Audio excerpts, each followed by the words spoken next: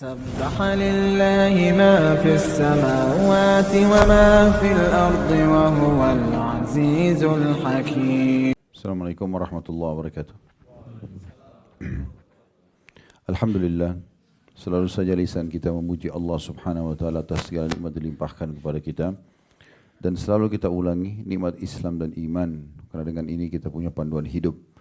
Dan juga kita mengenal Tuhan kita Allah, kita mengetahui segala aktivitas yang boleh dan juga tidak boleh, dan mana yang boleh dinikmati, mana yang tidak boleh dinikmati, serta mana yang dilarang oleh Sang Pencipta Allah subhanahu wa ta'ala. Dan menjadi orang-orang yang beriman kepada Allah adalah sebuah nikmat yang melimpah yang tidak terhingga, karena orang-orang yang beriman bisa menikmati apa saja, bisa makan, minum, biologis, bekerja, mengejar prestasi terbaik di dunia, intinya 5 huruf yaitu halal, dan meninggalkan 5 huruf yang lain yaitu haram. Dan ini adalah sebuah kenikmatan yang melimpah. Plus lagi di akhirat nanti kita akan mendapatkan balasan yang sempurna dengan masuk ke dalam surga Allah subhanahu wa ta'ala yang diisi dengan juga kebahagiaan yang tak terhingga. Semua yang Bapak Ibu rasakan dari kenikmatan di dunia ini adalah miniatur akhirat. Jadi misalnya kenikmatan makan, minum, tidur, berpakaian, apa saja yang merupakan kenikmatan adalah miniatur akhirat, di mana nanti di akhirat kita akan mendapatkan sesuatu yang sifatnya abadi. Kalau di dunia ini tidak ada kepemilikan abadi. Kalaupun rumah itu sekarang sertifikatnya atas nama kita, hanya sementara. Pasti akan berubah satu waktu nanti. Begitu juga dengan kendaraan. Dan apa saja di dunia ini kepemilikannya sementara. Ya, walaupun kita pasti saja mungkin memiliki status yang sama. Kayak misalnya suami istri juga di dunia pasti akan berpisah dengan kematian. Orang tua dengan anak juga sama. Nanti di akhirat baru kita akan memiliki sesuatu yang abadi.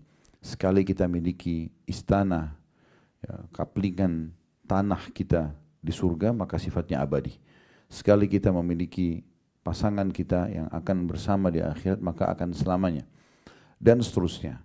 Dan ini hanya diberikan untuk orang-orang beriman. Kalau di dunia yang sifatnya bukan kepemilikan abadi, diberikan oleh Allah subhanahu wa ta'ala termasuk kepada orang-orang kafir. Mereka dikasih makan, dikasih minum, dikasih pakaian, dikasih kebahagiaan. Karena sudah menjadi peraturan Sang Pencipta Allah, semua di muka bumi ini, orang yang berbuat yang dianggap baik dalam pandangan agama, maka pasti juga dipandang baik oleh Allah subhanahu wa ta'ala dan akan dibalas. Seperti misalnya, kalau ada orang kafir bakti dengan orang tuanya di dunia. Atau misalnya dia membantu orang susah, dia menjenguk orang sakit. Dalam syariat Allah ini adalah kebaikan. Maka orang-orang kafir ini akan diberikan balasan di dunia. Mereka akan diberikan kesehatan, mereka akan diberikan keturunan dengan kebaikan-kebaikan yang mereka lakukan, tapi hanya sebatas di dunia. Sementara di akhirat nanti sudah tidak ada lagi yang mereka bisa dapatkan. Dan orang-orang beriman, alhamdulillah, ini yang patut kita syukuri, akan mendapatkan di dunia kebahagiaan dan kesempurnaan dalam kehidupan, dan di akhirat juga akan mendapatkan balasan yang sempurna. Ini nikmat yang harusnya kita syukuri dan jangan sampai kita kufur terhadap nikmat-nikmat tersebut. Selanjutnya kita panjatkan salam hormat kita kepada Nabi besar Muhammad sallallahu alaihi wa ala alihi wa sahbihi wasallam yang telah membawa kepada kita syariat Allah subhanahu wa ta'ala sehingga kita punya panduan hidup. Kita sudah bahas teman-teman sekalian serial pertama kita masalah tauhid, kemurnian, ibadah kepada Allah subhanahu wa ta'ala. Bagaimana seorang muslim akan selalu bahagia kalau hatinya diikuti dengan keyakinan dia punya Tuhan Allah yang menciptakan dia, yang menciptakan apapun yang ada di sekitarnya. Saya sudah berikan contoh kalau kita sehat, kita lagi memiliki nikmat, yang ciptakan kita Allah, yang ciptakan nikmat itu Allah, yang bisa pertahankan hanya Allah. Kalau kita sedang ada ujian, yang ciptakan kita Allah, yang ciptakan ujian itu juga Allah, dan juga yang bisa mengangkatnya hanya Allah. Jadi memang ini poin dasar sekali. Kalau seandainya kita bisa faham poin ini, maka kita akan berbahagia selalu. Karena kita tahu kita punya Tuhan. Tidak perlu bergantung pada manusia, hanya bergantung kepada Allah subhanahu wa ta'ala. Kemudian serial kedua masalah introspeksi diri atau muhasabah. Bagaimana seorang muslim harus peka, membesarkan nikmat yang ada, ya, sehingga dia bersyukur dan juga ya, melihat kepekaan dalam setiap peringatan Allah. Kalau ada sesuatu yang dia tidak suka walaupun kecil, maka dia segera kembali kepada Tuhannya, Allah subhanahu wa ta'ala. Kita juga sudah membahas serial ketiga masalah menuntut ilmu agama dan menjadikannya sebagai pegangan hidup. Ini juga bagian daripada sebab-sebab kebahagiaan. Serial keempat masalah pengabdian abadi, yaitu sibuk beramal soleh. Dari amal soleh ke amal soleh yang lain, dan ini juga perlu kita titik beratkan. Selepas pulang dari sini Bapak Ibu sekalian, jangan lagi berubah dari sisi ibadahnya. Jangan futur atau jauh dari agama, tapi sebaliknya harus kita bawa oleh-oleh ibadah di Mekah dan Madinah ini ke negara kita dan ke aktivitas kita sehari-hari. Nikmatnya sholat berjamaah, bagaimana kita mengejar sholat di masjid, tepat waktu misalnya, nikmatnya sedekah, nikmatnya ibadah-ibadah yang lain, zikir, berdoa, dan seterusnya. Ini kita selalu kerjakan dan usahakan ibadah yang sedang kita kerja ini. Ingat, innamal a'malu binniyat, semua sesuai dengan niatnya. Jadi selalu niatkan agar Allah subhanahu wa ta'ala ulangi buat kita ibadah ini. Ya, misalnya umrah, haji, ya. Ini terus Allah subhanahu wa ta'ala ulangi. Serial kelima sudah kita bahas tentang peka akan nikmat, atau bagaimana seorang hamba selalu bersyukur dengan cara membesarkan nikmat itu supaya dia bersyukur walaupun itu nikmat kecil di mata dia. Dan caranya adalah jangan selalu melihat segala sesuatunya itu adalah ujian semuanya. Semua tidak disukai. Bahkan sudah kita berikan penjelasan, lapar, haus, ya, semua itu juga adalah ya, nikmat Allah subhanahu wa ta'ala. Jadi kita sudah membahas masalah menerima takdir Allah atau sabar. Bagaimana setiap orang di antara kita dianjurkan bersabar, dan sudah kita sebutkan segala macam keutamaannya. Dan sabar yang paling penting difahami adalah kalau sedang terjadi sebuah ujian, kita terima dulu sebagai keputusan Allah subhanahu wa ta'ala, kemudian kita ikhtiar cari jalan keluar. Bangun tidur tiba-tiba sakit, berarti dibutuhkan sabar. Ya, mau keluar rumah tiba-tiba mendung misalnya, atau hujan, tuh butuh kesabaran. Atau kita lagi ingin membeli sebuah produk itu misalnya sudah tidak ada, contoh misalnya. Maka semua itu butuh kesabaran. Artinya menerima dulu keputusan Allah, kemudian ikhtiar mencari jalan keluar. Nah, itu sabar. Sudah panjang lebar kita jelaskan juga. Dan kesempatan berikutnya pada hari ini adalah serial ketujuh dari sebab-sebab kebahagiaan, pasrah kepada Allah atau bertawakal kepada Allah subhanahu wa ta'ala. Sebenarnya serial ini cukup banyak. Ada 10 poin ya. Sebab kebahagiaan sudah saya susunkan, tapi memang tidak semuanya bisa dibahas. Ada serial ke-8 masalah sentosa tanpa dosa dan pelanggaran. Ada serial ke-9 manja pada Allah, artinya selalu berdoa dan memohon kepada Allah dan tamak dengan rahmat Allah. Dan ada serial ke-10-nya masalah selalu berbagi agar meraih tambahan rezeki, maksudnya bersedekah. Namun kita akan bahas insya Allah pada kesempatan ini tentang masalah tawakal. Bapak Ibu sekalian, perlu Anda ketahui bahwasanya agama Allah subhanahu wa ta'ala ini memerintahkan kita sebagai penganutnya atau agama Islam agar selalu berusaha. Islam ini agama bergerak. Islam paling membenci malas, ya, paling benci putus asa. Islam paling membenci orang dendam. Semuanya yang buruk-buruk itu tidak ada. Yang ada optimisme. Kita selalu bisa, kita selalu bergerak. Dan dalam sebuah syair disebutkan oleh seorang muslim, taharrak fa inna fi harakati barakah. Selalu bergerak, produktiflah, karena itu akan mendatangkan keberkahan. Ya. Nabi SAW selalu berlindung dari ya, malas, tidak mau bergerak, tidak mau beraktivitas, ya, tidak mau produktif. Itu semua Nabi SAW berlindung kepadanya. Sampai beliau menjadikan doa khusus setiap kali mau salam membaca itu ya. Wa'udzubika minal kasali wal jubn. Dan ya Allah, aku berlindung kepadamu dari sifat malas dan juga pengecut. Ya. Karena memang Islam adalah agama bergerak. Kita lihat sendiri aktivitas kita ya. Sholat ada gerakan badan. Kita kemarin tawaf, iya. Kita sa'i, jalan. Ya. Jadi memang agama ini agama bergerak sebenarnya. Kita bisa lihat seperti itu. Nah, kemudian juga banyak aktivitas yang lain, seperti kita kalau ingin mendapatkan pahala dari nafkah kita bekerja, ingin berinfak, bangun masjid, kemudian jihad misalnya, itu semua butuh gerakan-gerakan. Jadi nggak mungkin bertemu antara Islam dengan orang-orang yang vakum ataupun malas, itu nggak mungkin. Nah, Islam selalu menyuruh kita bergerak. Bahkan kata Nabi SAW, kalau di tangan seseorang di antara kalian ada bibit tumbuhan, dan dia tahu besok terjadi kiamat, tetap dia tancapkan. Walaupun kita sudah tahu besok akan terjadi kiamat, tidak ada kata-kata putus asa. Kita yakin Kalau kita tancap maka kita akan mendapatkan pahala dari pohon tersebut. Makanya Abdullah bin Umar radhiyallahu anhuma, beliau pada saat sudah sangat tua, rambutnya sudah putih semua, alisnya putih, jenggotnya putih semua, sudah sangat tua. Di atas 90 tahun masalah umur beliau. Beliau ya, memegang bibit pohon kurma. Dan kita tahu pohon kurma ini mirip pohon kelapa, dia cukup lama baru berbuah gitu. Walaupun nanti setelah berbuah umurnya juga panjang ya. Jadi pohon-pohon yang umur panjang itu seperti buah kurma, buah zaitun, ya itu bisa sampai ratusan tahun umurnya gitu. Nah, tapi beliau pada saat itu pegang bibit kecil, lalu beliau ingin menanamnya. Maka beliau tancapkan ke tanah. Setelah ditutup dengan tanah, ada orang-orang yang datang mengatakan, wahai Abdullah bin Umar, wahai Abdullah bin Umar, kapan kira-kira Anda akan menikmati pohon kurma ini? Kapan Anda akan menikmatinya?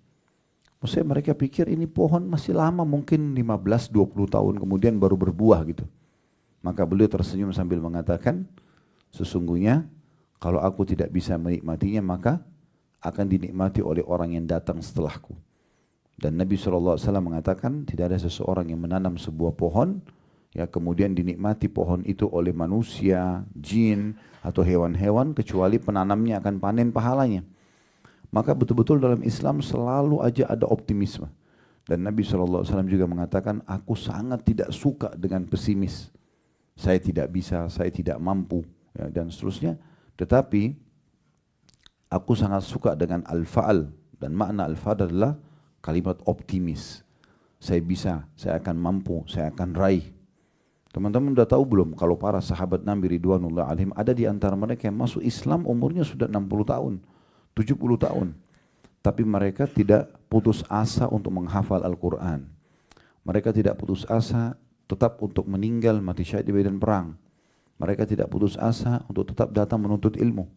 Ya. Sampai ada di antara sahabat yang datang ke masjid untuk belajar ataupun sholat 5 waktu itu harus ditopang oleh teman-temannya karena tua dan lemahnya. Tapi seperti itulah Islam mengajarkan agar setiap orang penganutnya, setiap muslim itu selalu optimis dan selalu bergerak. Nah ini poin penting yang merupakan pondasi tawakal.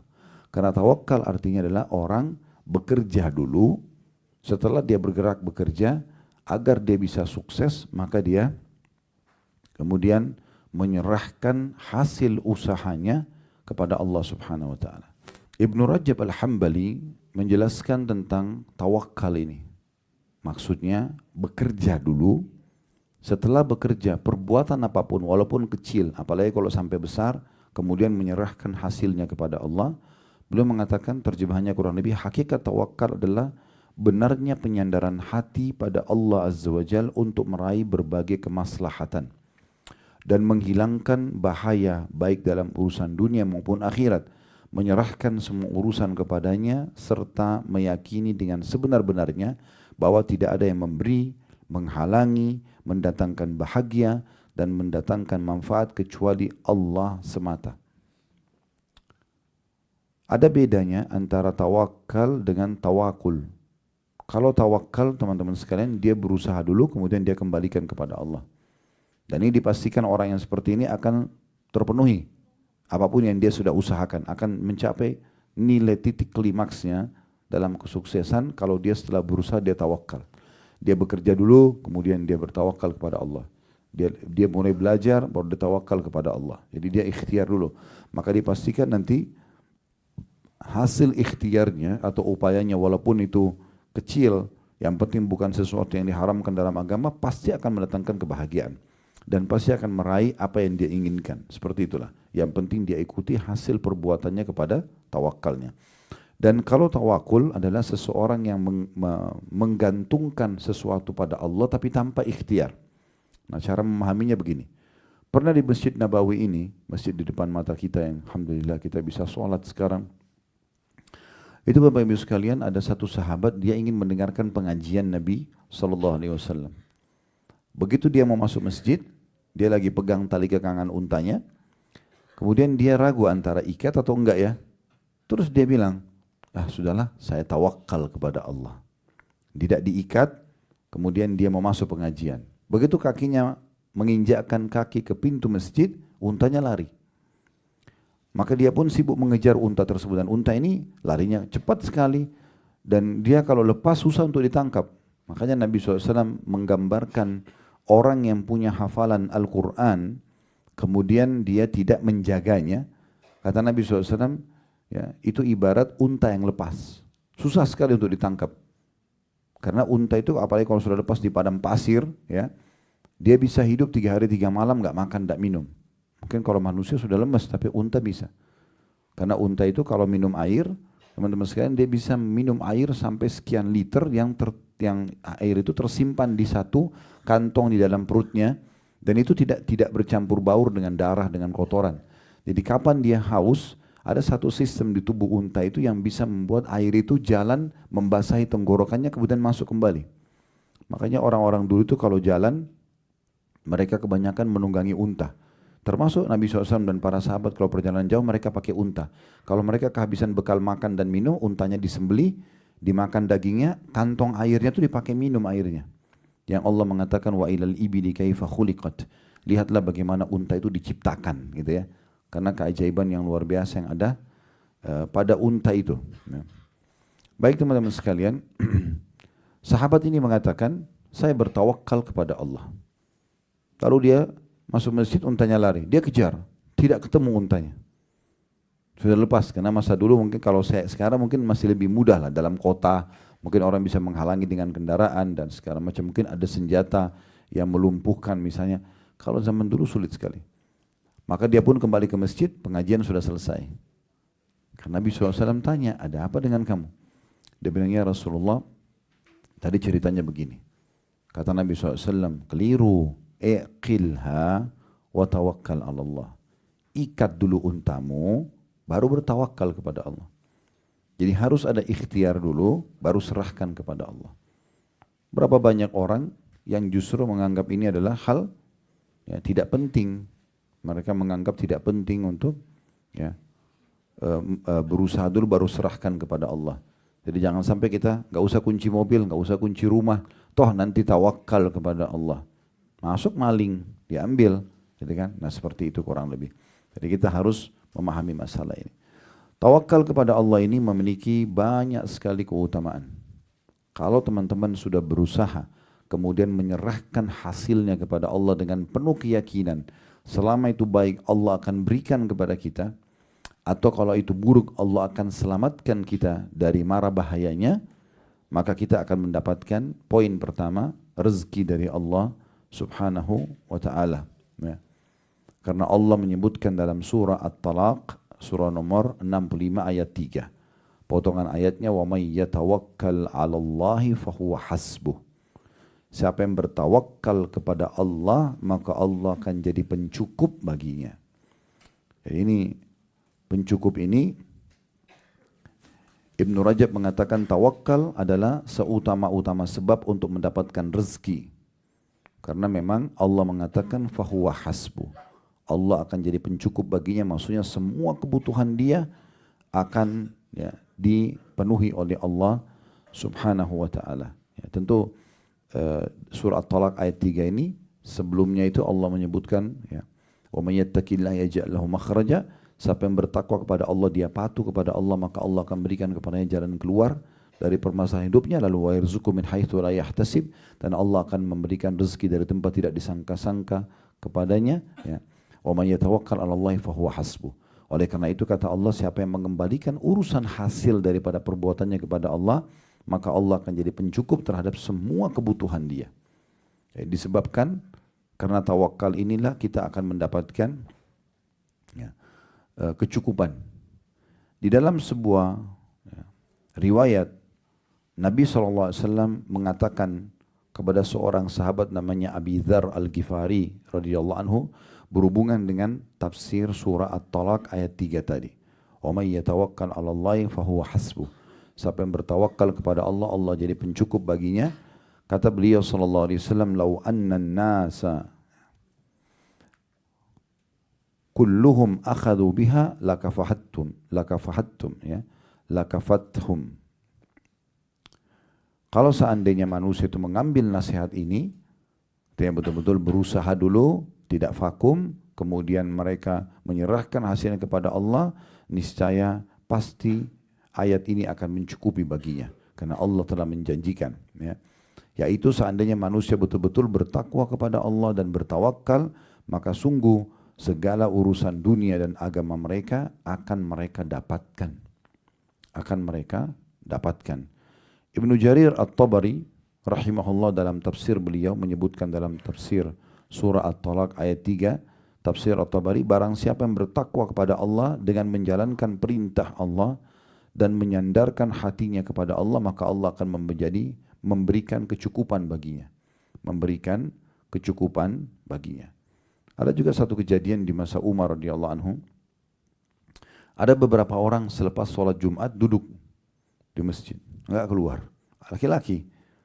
Umar datang asar masih ada, Umar datang maghrib masih ada. Ditanya sama Umar, kalian ngapain di sini? Apain aja di sini? Ya. Maka mereka mengatakan, kami kaum yang bertawakal kepada Allah. Maksudnya nggak usah keluar bekerja, tunggu aja di sini. Kalau rezeki ya datang juga. Nah seperti itu.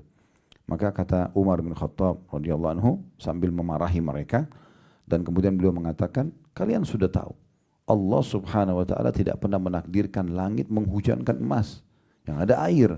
Dan air ini dikelola lagi supaya dia bisa menghasilkan misalnya tanaman dan seterusnya. Ya, atau hewan ternak dikonsumsikan air tersebut. Manusia minum supaya dia bisa bergerak, beraktivitas. Baru bisa ada hasilnya. Maka Umar mengatakan, keluarlah ya, dan jangan menjadi orang-orang yang membebani masyarakat. Suruh cari rezeki, disuruh keluar, gitu kan. Al-Qurtubi rahimahullah menyebutkan tentang tafsir tadi yang kita bacakan surah At-Talaq ayat 3. Barang siapa yang menyandarkan dirinya dan hasil usahanya kepada Allah, maka Allah akan berikan kecukupan pada urusannya. Asy-Syaukani ini juga salah satu ya, ulama mengatakan barang siapa yang menyerahkan urusannya pada Allah, maka Allah akan berikan kecukupan akan semua kebutuhannya. Tapi ingat ya, ikhtiar dulu, kemudian serahkan hasilnya kepada Allah. Jangan pernah ikhtiar kemudian mengatakan kayaknya saya tidak akan dikasih sama Allah. Kayaknya doa saya tidak akan diterima. Maka akan diberikan sesuai dengan niatnya. Ya, harus kita menjalankan sunnah Nabi SAW. Berdoalah kalian, mohonlah kalian kepada Tuhan kalian dalam kondisi kalian sangat yakin diterima. Karena Allah tidak akan menerima doa dari hati yang lalai. Dari hati yang lalai. Oleh karena itu teman-teman sekalian kita harus paham tentang poin ini ya. Jangan tadi seperti orang-orang yang belum ikhtiar, kemudian mereka langsung mengatakan mereka bisa mendapatkan rezeki. Baik, bagaimana Ustadz memahami poin tentang rezeki yang bisa datang kepada seseorang, ya, walaupun dia tidak berikhtiar. Dengan memahami masalah tawakal. Di sini dirincikan oleh para ulama. Ada memang di antara rezeki yang Allah subhanahu wa ta'ala berikan tanpa upaya. Memang ada. Dan ini tidak ada urusannya sama tawakal. Karena memang Allah berikan dia semacam bonus. Seperti oksigen yang kita hirup. Cahaya yang ditangkap oleh mata. Telinga yang didengar, suara yang didengar oleh telinga misalnya. Ucapan kata-kata yang terucapkan dari lisan kita misalnya. Semua itu kan memang tanpa upaya dari kita. Tapi Allah kasih gitu kan. Memang ada begini aja. Tidak ada hubungannya sama tawakal. Karena memang ini dasarnya tanpa upaya sudah bisa. Tapi yang berhubungan dengan harus ada upaya. Seperti kita lapar misalnya.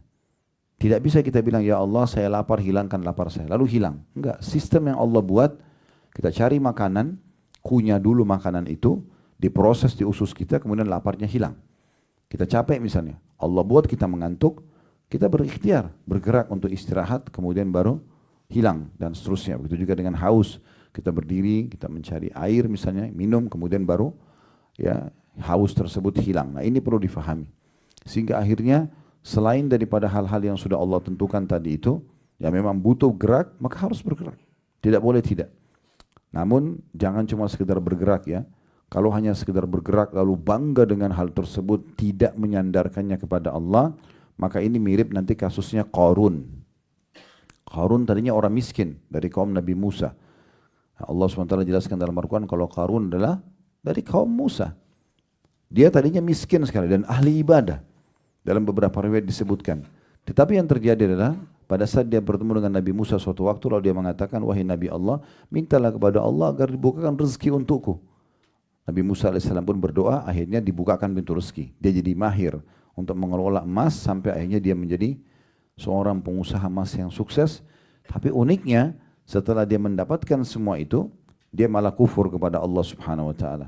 Malah tidak mau keluarin zakat hartanya, malah dia bekerja sama dengan Fir'aun untuk mencelakakan Nabi Musa, sampai akhirnya Allah jadikan tanda-tanda kebesaran bagi Bani Israel ya, dan juga bagi Fir'aun. Allah tenggelamkan Qarun bersama dengan seluruh istanahnya dan harta-hartanya. Dan Nabi Musa alaihissalam mengatakan tidak akan pernah ada yang bisa mendapatkan harta Qarun itu.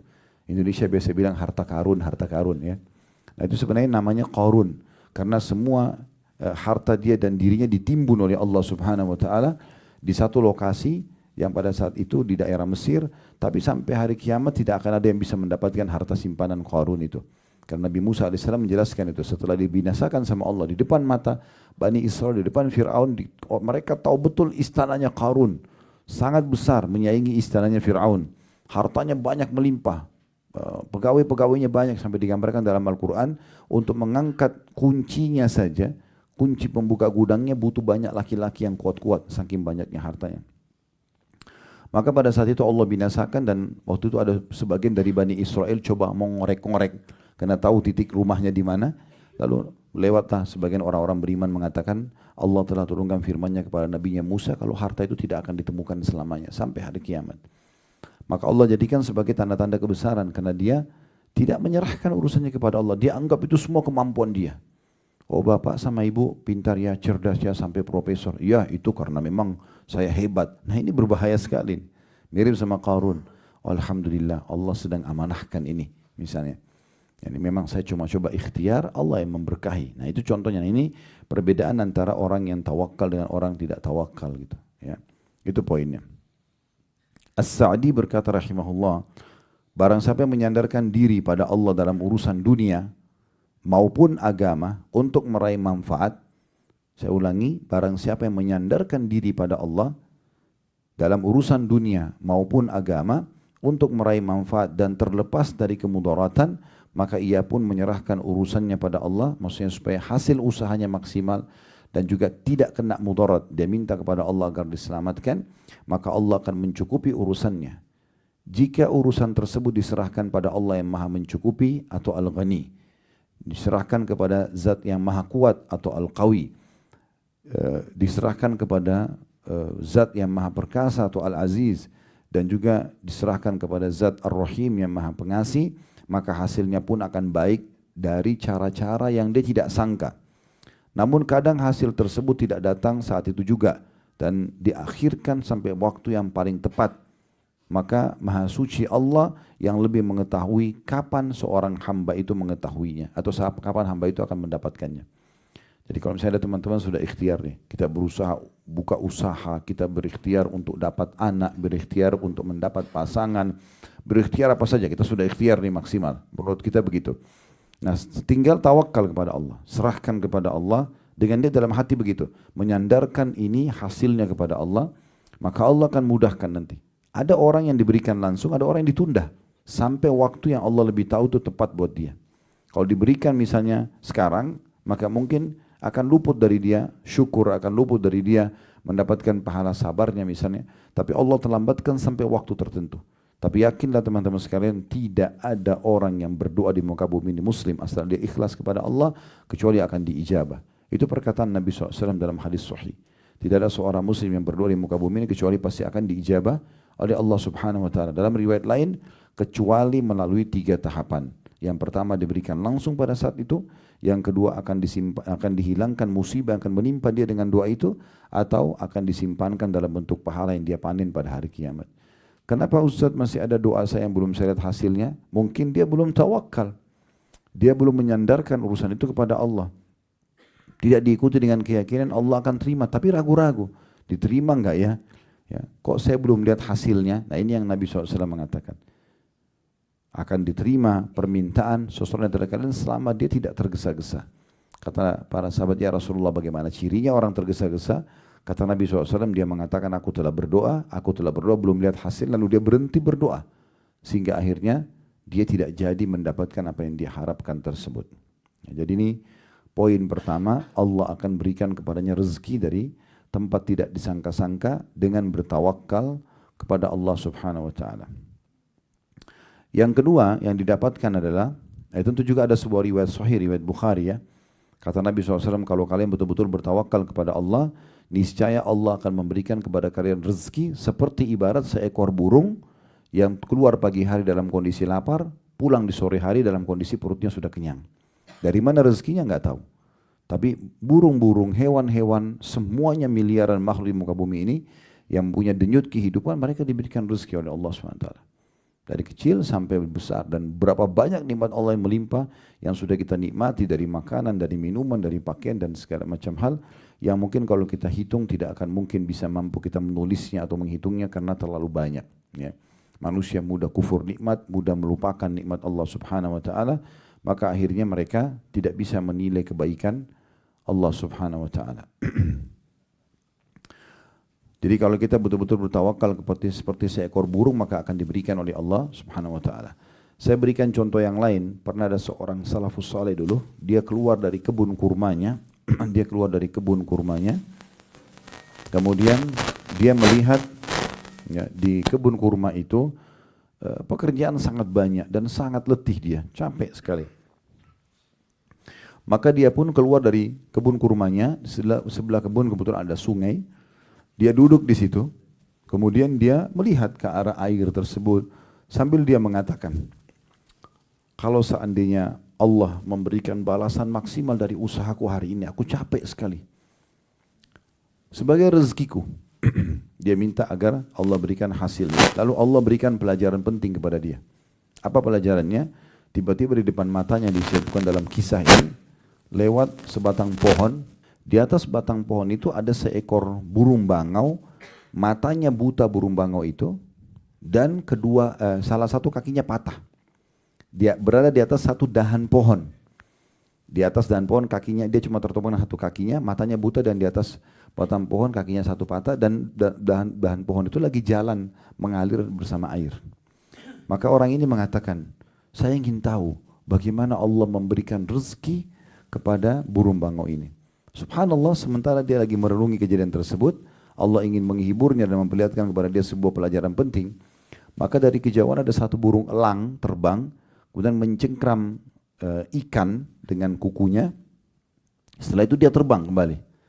Pas burung elang itu terbang, lepas cengkeraman kakinya dari ikan yang dia pegang, cengkeraman kukunya ke ikan itu, dan ikan itu jatuh pas di depannya burung bangau yang ada di atas batang pohon tadi. Burung bangau ini hanya mencium bau ikan, kemudian menurunkan kepalanya lalu kemudian memakannya. Lalu dia mengatakan, Maha Suci Allah yang telah menentukan rezeki hamba-hambanya. Dalam kisah yang lain, Ibnu Qayyim rahimahullah juga pernah, beliau melihat ada seekor ular pada saat beliau ingin menuju ke satu tujuan, dan ada ular jalan di semak belukar, tapi kelihatan ular itu terlihat matanya semuanya putih. Ya.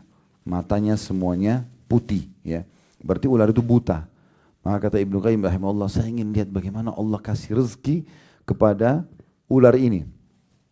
Kemudian Ibnu Qayyim bilang, saya ikutin. Ular itu pelan-pelan di antara semak belukar, ular ini jalan terus sampai kesentuh badannya di satu dahan pohon, dia pun naik ke atas. Begitu dia naik ke atas, Ibnu Qayyim bilang, saya angkat kepala saya melihat ular ini mau kemana. Ada dahan pohon, ya. Kemudian ular itu naik ke atas, di sebelahnya rupanya di dahan pohon itu ada satu anak burung yang sedang membersihkan sayapnya, tidak sadar kalau di sebelahnya ada ular. Ular juga buta, tidak melihatnya. Tapi begitu dia mencium bau bulung tersebut, dia menyergapnya dan memakannya. Kata Ibnu Qayyim, Maha Suci Allah yang telah menentukan rezekinya burung ini. Ya. Dan ini sebuah hal yang luar biasa gitu. Kemudian teman-teman sekalian, yang kedua yang bisa kita dapatkan adalah seseorang kalau bertawakal selain mendapatkan rezeki, maka juga dia akan masuk surga tanpa hisab.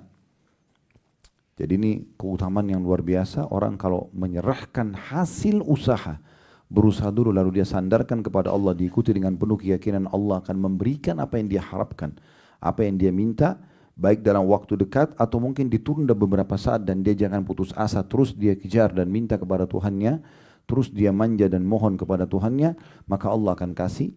Puncaknya dia akan dibalas nanti masuk ke dalam surga. Sebagaimana hadits Ibnu Abbas radhiyallahu anhuma, beliau mengatakan bahwasanya Rasulullah SAW bersabda, "Yadkhulul jannata min ummati sab'una alfan bighairi hisab." Akan masuk surga dari umatku 70.000 tanpa dihisab. Ya, semoga kita termasuk insyaallah ini. Tanpa dihisab maksudnya tidak pula lagi ditimbang-timbang amalnya. Memang ada orang ini VIP, ya. Insyaallah ada satu judul ceramah yang kami susun, jadilah VIP, ya. Itu nanti materi tabligh akbar insyaallah, tujuannya untuk membahas bagaimana setiap orang muslim harus jeli selama mereka hidup. Mereka kenapa tidak menjadi orang-orang yang VIP yang bisa lolos di dunia, dapat rezeki dengan mudah, mudah disukai oleh manusia, disukai oleh Tuhannya, dan ada caranya semua untuk menjadi orang seperti ini. Fasilitasnya sangat bagus di dunia, di akhirat juga mereka akan mendapatkan yang terbaik, bahkan melewatin sirat golongan pertama seperti kilat cepatnya masuk surga dan mendapatkan derajat tertinggi. Semuanya bisa akan didapatkan. Kata Nabi SAW, akan ada 70.000 dari umatku, mereka masuk surga tanpa hisab dengan sangat mudah. Ini VIP ini. Lalu kata Nabi SAW, humul ladina la yastarqun. Mereka adalah orang-orang yang tidak minta diruqyah. Ya. Dari sini maksudnya ada orang yang tanpa sebab.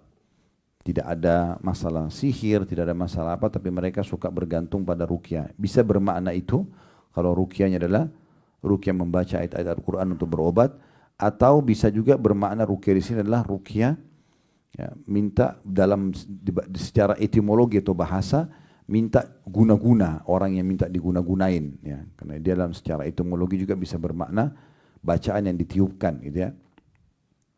Tapi intinya di sini sebenarnya ulama mengatakan mereka tidak minta ruqyah, tidak minta untuk dibacakan ayat-ayat, sementara mereka tidak bermasalah. Kalau ada seseorang antara kita memang ada rasa masalah, misalnya dia merasa memang sering kesurupan, sering ketindihan, sering mimpi-mimpi buruk misalnya, lalu dia minta diruqyah, ini berbeda, bukan tidak masuk dalam hadis ini. Mereka orang-orang yang tidak disebutkan dalam hadis ini, karena Nabi SAW pernah menyuruh istri-istri beliau diruqyah. Ya, pernah Aisyah diruqyah, Nabi SAW pernah diruqyah oleh Jibril pada saat beliau sakit. Ya, waktu Jibril dalam hadis sahih menanyakan kepada Nabi SAW, ada apa dengan Muhammad? Kata Nabi SAW, aku sedang sakit, terganggu. Maka Jibril pun membaca doa ruqyah masyhur, Bismillah arkik, min kulli syarrin yu'dhik, wa min syarri nafsin wa ainin hasid, Allah yashfiki, Bismillah arkik. Maka ini ya yang dibaca oleh Jibril kepada Nabi Muhammad SAW tentang doa ruqyah. Ya, berarti dibolehkan gitu ya. Bahkan kata Nabi SAW, la ba'sa birruqyah ma lam takun syirkan. Boleh beruqyah selama tidak ada kesyirikan di situ. Maksudnya adalah memang ada sebabnya. Ya. Kemudian yang kedua, wala yatatayyarun, dan mereka tidak ya menggantungkan nasibnya pada benda-benda atau menganggap adanya sial-sial. Ya. Maka ini juga ciri orang yang masuk surga tanpa hisab. Mereka tidak tatayur. Nah, asal mula bahasa tatayur Bapak Ibu sekalian adalah orang-orang Arab dulu. Mereka punya satu tradisi. Mereka datangin satu dukun di Mekah.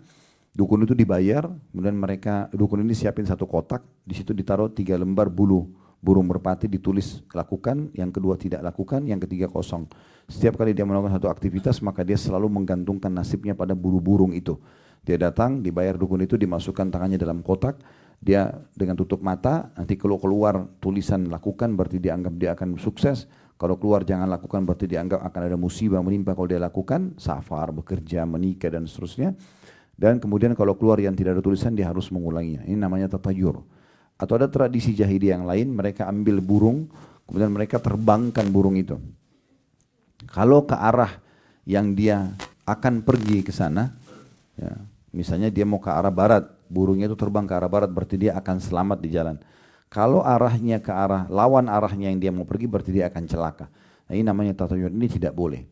Ya, kalau Bapak Ibu ingin masuk surga tanpa hisab, tidak boleh tatayur. Nah, masuk dalam tatayur ini seperti kemarin kita kasih contoh ya, kalau tangan kanan gatal, ya itu kemudian mau keluar uang, tangan kiri gatal mau dapat uang, kelopak matanya kedap-kedip atas mau senang, kalau di bawah mau sedih, ya apalah, mungkin Bapak Ibu lebih tahu tradisi di sebagian kota kita, maka itu semua tidak boleh, itu masuk dalam tatayur, ya menggantungkan nasib pada benda-benda seperti ini nggak boleh, atau menganggap ada hari sial, ya hari Selasa itu dianggap hari sial misalnya. Kalau ada orang kecelakaan, oh memang karena hari Selasa, nah itu semua termasuk tatayur. Kemudian Nabi SAW mengatakan ciri yang ketiga orang masuk surga tanpa hisab, wa ala rabbihim yatawakkalun, dan mereka bertawakal kepada Rabb mereka. Ternyata ini penyebab seseorang itu masuk ke dalam surga tanpa hisab, masuk ke dalam surga tanpa hisab. Jadi ini penting sekali untuk difahami, gitu ya. Dari dalam merealisasikan tawakal ini tidaklah menafikan seseorang untuk berusaha dan mencari sebab-sebab yang telah Allah tentukan. Ya, bahkan dianjurkan orang untuk berikhtiar dan mencari sebab-sebabnya. Hanya saja setelah dia berusaha, maka dia serahkan kepada Allah subhanahu wa ta'ala. Ya. Al-Munawi coba menanggapi hadis tadi yang saya sebutkan tentang burung, ya. Yang kata Nabi SAW, "Lau annakum tatawakkaluna 'ala Allahi haqqa tawakkuli."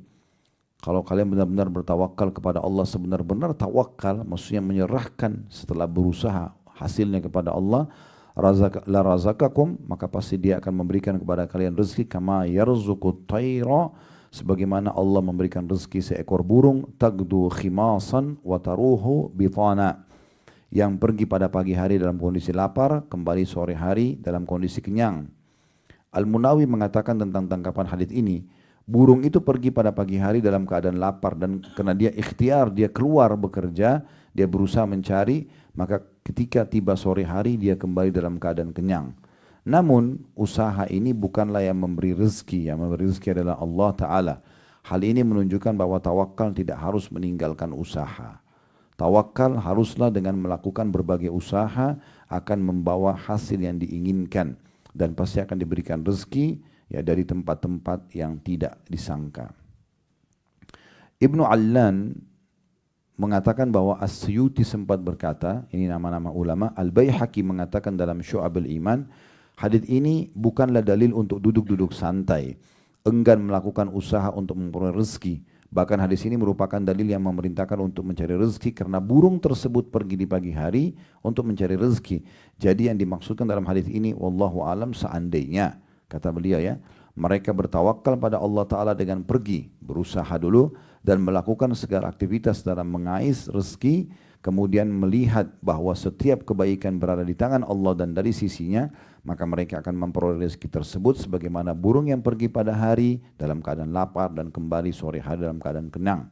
Dan ingatlah bahwa mereka tidak hanya bersandar pada kekuatan tubuh dan usaha mereka saja, atau bahkan mendustakan, ya, apa yang telah Allah takdirkan baginya, karena itu semua menyelisihi makna tawakal.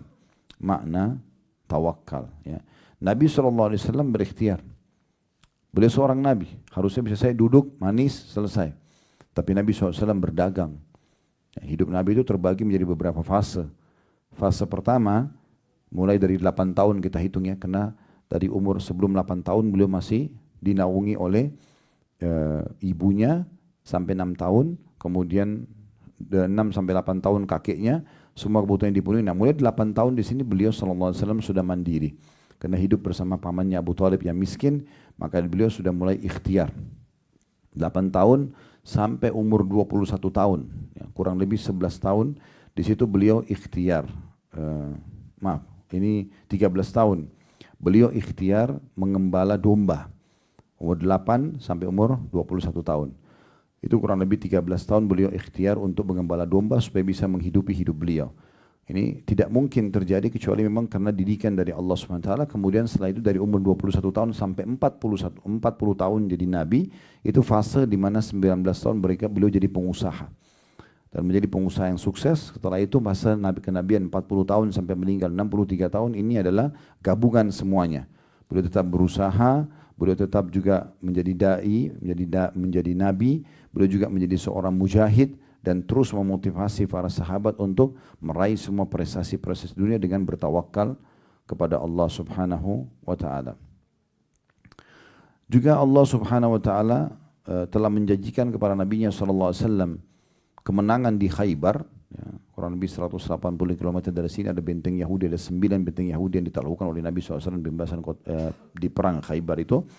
Waktu itu turun firman Allah SWT, sebelum ke Khaybar, Allah akan berikan kemenangan kepada Nabi SAW dan pasti menaklukkan 9 benteng itu. Pertanyaan sederhana, apakah Nabi SAW setelah menerima berita gembira ini, kemudian duduk manis, udah di Madinah aja, toh juga akan dapat kemenangan, Allah sudah janji. Tidak. Boleh bentuk pasukan, boleh membawa senjata terbaiknya, kuda terbaiknya, kemudian menuju ke Khaybar. Dan apa Bapak Ibu sudah tahu waktu tiba di Khaybar itu para sahabat teriak-teriak, Allahu Akbar, Allahu Akbar, tuh lihat benteng Yahudi. Ini yang Allah janjikan. Kata Nabi SAW, jangan kalian teriak-teriak dalam memanggil Tuhan kalian, karena Allah tidak tuli. Cukup dengan suara biasa saja. Dan jangan berharap bertemu dengan musuh kalian, berharaplah musuh dengar kalian, mereka ketakutan. Ya, sehingga kalian sudah menang tanpa peperangan. Tapi kalau kalian harus berhadapan, maka kokohkanlah kaki kalian. Tapi Nabi SAW ikhtiar, dan Bapak Ibu perlu tahu, benteng pertama saja, benteng Naim namanya, atau benteng Naim. Benteng Naim ini